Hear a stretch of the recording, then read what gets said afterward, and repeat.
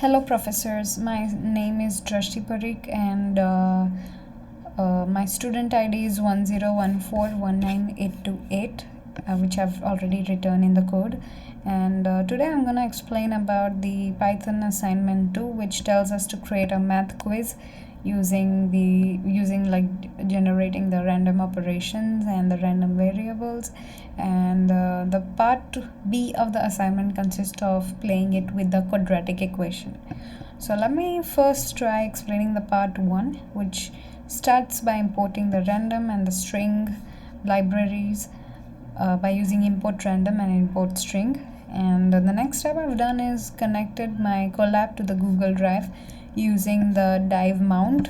As you can see that I've already mounted it. It would show me that of course it won't remount, so it says that the drive is already mounted at this directory content/drive.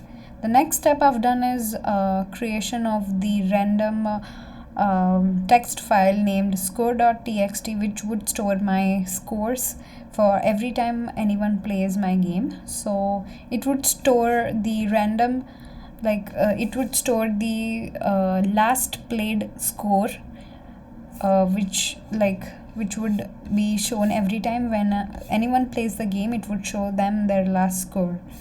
So for that, let me first try deleting the file. So I'll just delete the score.txt file, and then I run this code for my math test, which I've created, which consists of every step which would be included in my game. So when I try running it, it would show me that no such file found, because I just deleted the score.txt file. So it would show me that I've not created any. So the exception would show me that no such file is found. We'll make one for you. Welcome. So now when I play the game, it would first ask me the result of 8 plus 2. It has created the two random variables and the one random operation, which could be the addition, subtraction, or maybe the multiplication. So let me try, I'll write the correct answer because I want to end this game. So yeah, it says congratulations, you're a pro, and it would ask me if I want to continue the game or not. I'll just click anything. Let's say H. I'll just exit the game. It would show me that thank you for playing, and my score was 1, and that's all. So now when I try running the read score method, which I've coded that with open of score.txt, so it would create a file named score.txt, and then it will I've given the further exceptions that if the file is not found, it should show that no file is found. Then another OS error, which would tell that it's error reading the file, or maybe any further, like any other exception, it would show me that an unexpected error occurred. So let me try running it. So it has ran already. So now when I run my math quiz, in which I've coded for the generation of two variables randomly in between of 1 to 10, and then the operators plus, minus, or multiplication. If it's plus, it should give the answer C as A plus B. If it's negative, minus, so it would give me the answer C as A minus B. Or else if multiplication, then A is and then C is the product of A and B. So the further is like if the user answer matches with the C, it should give that the congratulations, you're a pro, and the score should be +1, and or else it should give the correct answer. And let's try another question. If it's a wrong question, it should deduct 1 mark from the total score. Or if the answer is not a number, it would give that it's an invalid input, please enter a number. So then I've created a while loop, which would until the player won't type any other letter than Y, he would be able to continue the game. And at the end of the game, when the player clicks on the exit, it would show them their current score, and it would be updated in the score.txt. So every time they play the game, their score will get updated into score.txt. So now let me try running it. as my last score was 1, I think. Yeah, it is showing, it has created the score.txt file. Let me show it is showing 1, which I scored last time. So it would show me that I'm happy to meet you again, and my last score was 1. So let me just try. Let me first give you the correct answer, which is 72. It will say me that I'm a pro. Thank you for that. And I'll click on Y to continue, and then let me try writing a wrong answer. Let's say 2. It would tell me that the correct answer is -3, and that's why let's try another question, and my score would be deducted. So it was +1 the first time and -1 the second time, so my current score would be 0. So let me continue it. I'll click on Y. Let me do 1. You're a pro. So now my answer should be 1. My total score should be 1. So let me try one more question. Let's say 5 plus 10, it's 15. And now I'll exit the game using clicking on any letter. And yeah, that it says that I've got 2. And that's all. Now when I rerun it, it will tell me that my last score was 2. And yeah, that's the way my score is getting updated. So yeah, again, let's say 10, and then I'll just exit the game. So that was the part 1 of my assignment, part A of the assignment. Now let me try going back to the part B. So part B starts with this thing, that saving of the achieved score, I've done in the here at the end of the code, because I just wanted it to get saved in the one code itself. That's why I've written that in here. So let me go with the part B. So part B is a game with a quadratic equation, and I find it very easy. So I'll just print welcome to the quadratic equation game, and then this will print the ax squared plus bx plus c equals to 0, the primary quadratic equation. And then this one for the input of a, let's say I'll give 2.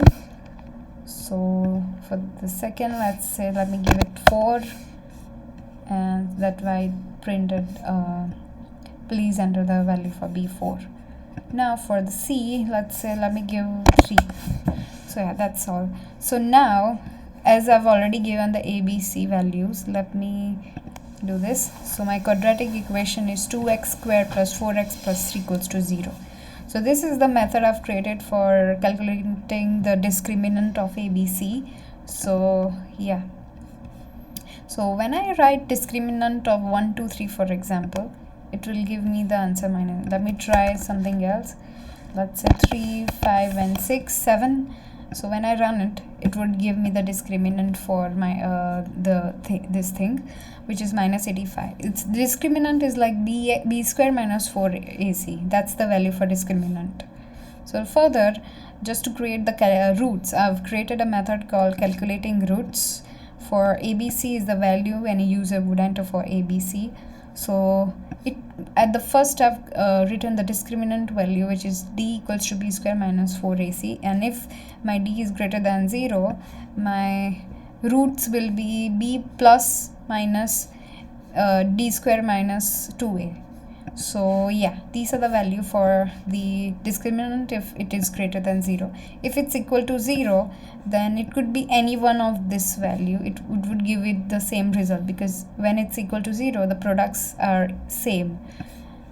Maybe the quadratic equation is a square of a number, or maybe something like that.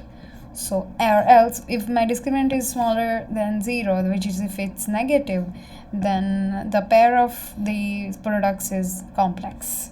So now I've created this to create any calculating roots for. I've just created this random thing 140. It would give me that okay, I've not run it. Let me first run this. So now when I run it, it would give me, yeah, it has a real solution, which is 3.22 and 0.77. So further I've created the same thing, name the method called quadratic equation.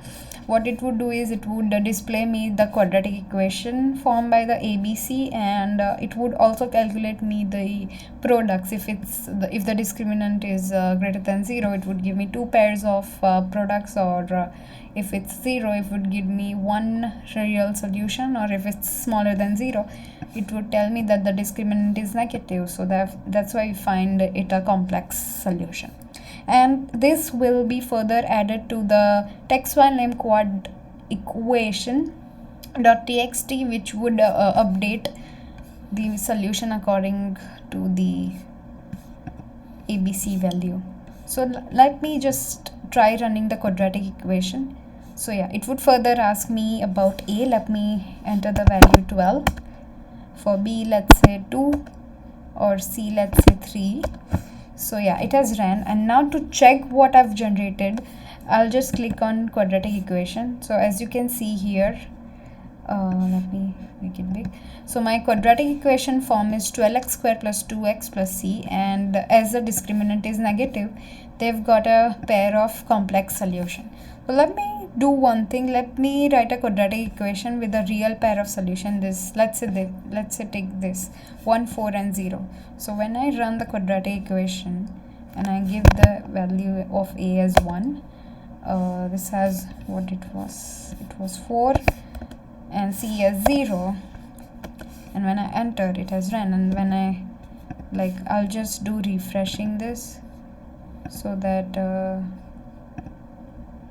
when I refresh this and I open it again, yeah, here you go. Oh, why it's not updated?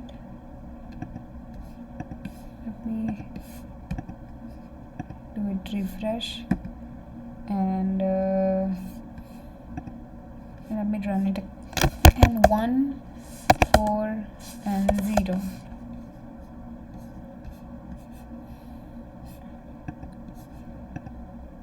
Into 1, 4 and 0. Okay, it has run already.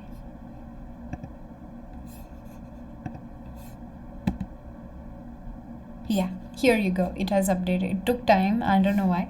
So it's 1x squared plus 4x plus 0, and these are the real solution pairs, 3.22 and 0.77. So yeah, that's all from my side. Here is my code, and yeah, my name and student ID. Yeah, that's all from my side. Thanks a lot.